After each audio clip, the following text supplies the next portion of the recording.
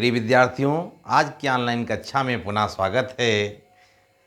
आप लोगों ने उम्मीद करते हैं कि ऑनलाइन की कक्षाएं चल रही हैं, उस पर बेहतरीन तरीके से आनंद उठा रहे होंगे।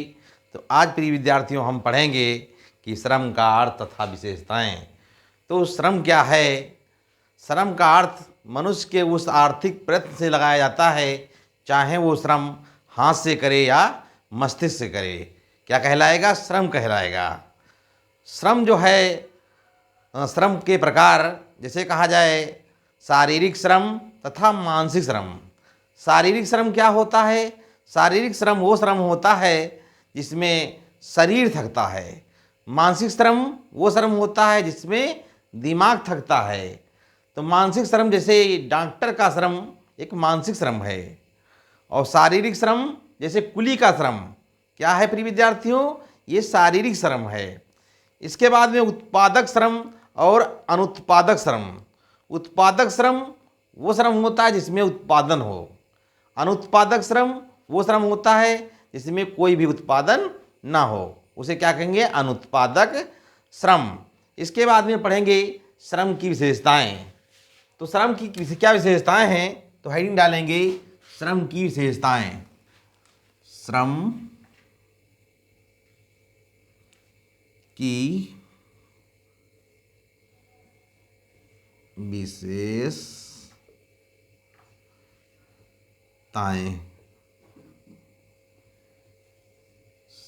श्रम की विशेषताएं।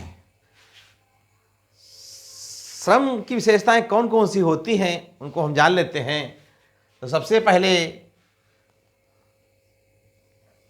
श्रमिक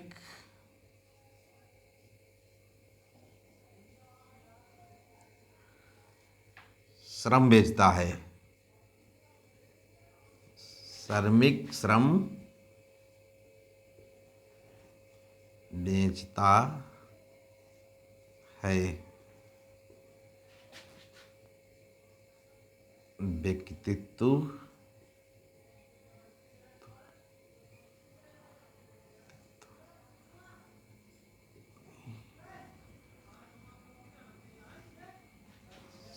श्रमिक श्रम बेचता है, व्यक्तित्व नहीं। जैसे कहा जाए श्रमिक जो है अपना कार्य कुछ घंटों के लिए बेच देता है, लेकिन अपने वो व्यक्तित्व का मालिक स्वयं रहता है।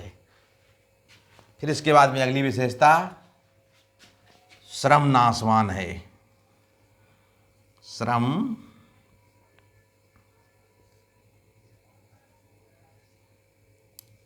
नाशवान।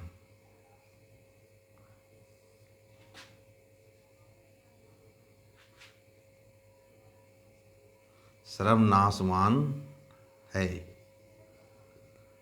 तो प्रिय विद्यार्थियों, श्रम कैसा है? नाशवान है। जिस दिन श्रमिक श्रम नहीं करेगा उस दिन उसके बदले में उसको कोई भी प्रकार का धन नहीं मिलेगा। तो इसलिए कहा गया प्रिय विद्यार्थियों, श्रमिक कैसा है? श्रम कैसा है? नाशवान है। इसके बाद में है अगली विशेषता श्रम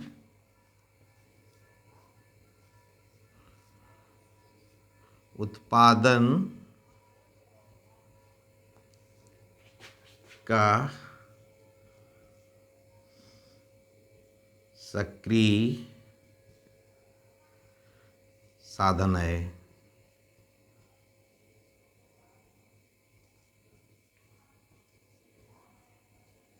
श्रम उत्पादन का सक्रिय साधन है, क्योंकि श्रम वाला कार्य कौन करता है? मनुष्य करता है। तो मनुष्य अगर श्रम करेगा तो धन का उत्पादन अवश्य होगा। इसके बाद में है अगली विशेषता श्रम को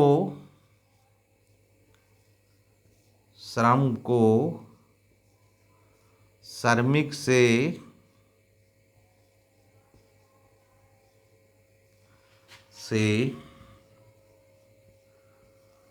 पृथक नहीं किया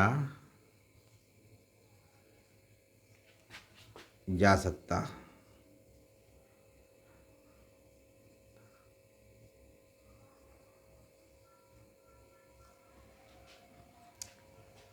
श्रम को श्रमिक से पृथक नहीं किया जा सकता है, क्योंकि श्रम वाला कार्य कौन करता है?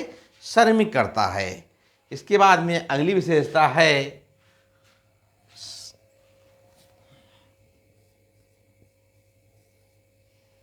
श्रम मशीनों की भांति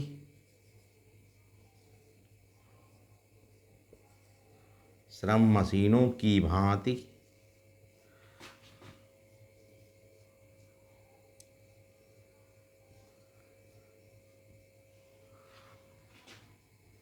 कार्य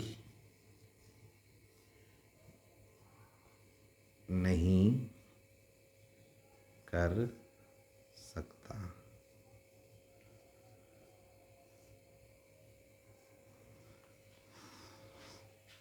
श्रम मशीनों की भांति कार्य नहीं कर सकता, क्योंकि कुछ घंटे कार्य करने के बाद में श्रमिक को थकान की महसूस होती है।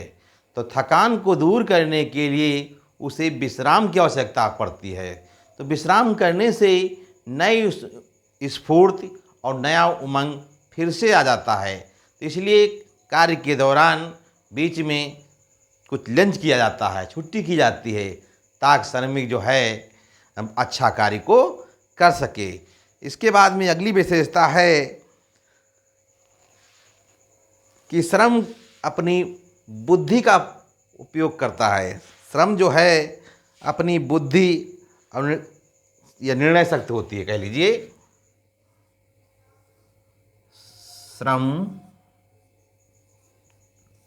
बुद्धि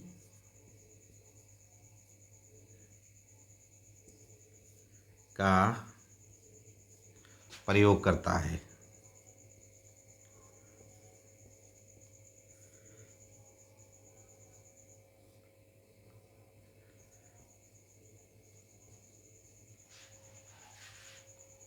श्रम जो है अपनी बुद्धि का प्रयोग करता है। वो बुद्धि के द्वारा धन को कमाता है, चाहे वो शारीरिक श्रम करे या मानसिक श्रम करे, वो अपने बुद्धि के द्वारा कार्य को करता है। इसके बाद में अगली विशेषता क्या होगी? जैसा कि विशेषताएं हमने पढ़ा कि श्रमिक श्रम बेचता है, व्यक्तित्व नहीं। श्रम नाशवान है। श्रम उत्पादन का सक्रिय साधन है। श्रम को श्रमिक से पृथक नहीं किया जा सकता है। श्रम मशीनों की भांति कार्य नहीं कर सकता है। श्रम बुद्धि का प्रयोग करता है। तो आज प्रिय विद्यार्थियों, हमने जाना श्रम की विशेषताएं, यानी श्रमिकों में कौन कौन सी विशेषताएं होती हैं, किन किन विशेषताओं के द्वारा वो श्रम के जीवन में कौन कौन सी विशेषताएं होती हैं।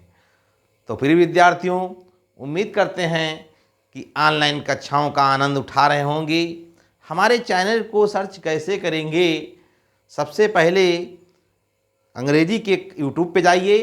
अंग्रेजी के कैपिटल अक्षरों में लिखना है रामचंद्र सर इकोनॉमिक्स टीचर करके सर्च करिए और सब्सक्राइब करिए, और हमारे वीडियो ऑनलाइन कक्षाओं के वीडियो उपलब्ध होने लगेंगे। तो प्रिय विद्यार्थियों, अपनी जीवन की लक्ष्य की ओर आगे बढ़िए, क्योंकि जैसे कहा गया, सपना वही पूरा करते हैं जो दिन में देखते हैं। सपना वही पूरा करते हैं जो दिन में देखते हैं। जो रात में सपना देखते हैं वो कभी पूरा नहीं कर सकते। तो प्रिय विद्यार्थियों, जागते हुए आँखों सपना देखिए, और आवश्यकताएं हमारी इस तरीके से होनी चाहिए, जैसे भूख लगने पर जब तक व्यक्ति को भोजन नहीं मिलता तब तक उसकी आवश्यकता की पूर्ति नहीं हो पाती। तो इसलिए आवश्यकता में तत्परता का होना बहुत ही ज़रूरी होता है। जैसे कहा जाए, जीवन में कामयाब होने के लिए अच्छे मित्रों की ज़रूरत होती है। अगर अच्छे मित्र नहीं होंगे तो जीवन में कामयाब नहीं हो सकते। परिश्रम के विषय में लिखा है कि नन्ही चींटी जब दाना लेकर चलती है तो चढ़ती दीवार पर 100 बार फिसलती है, लेकिन उसे कामयाबी अवश्य मिलती है।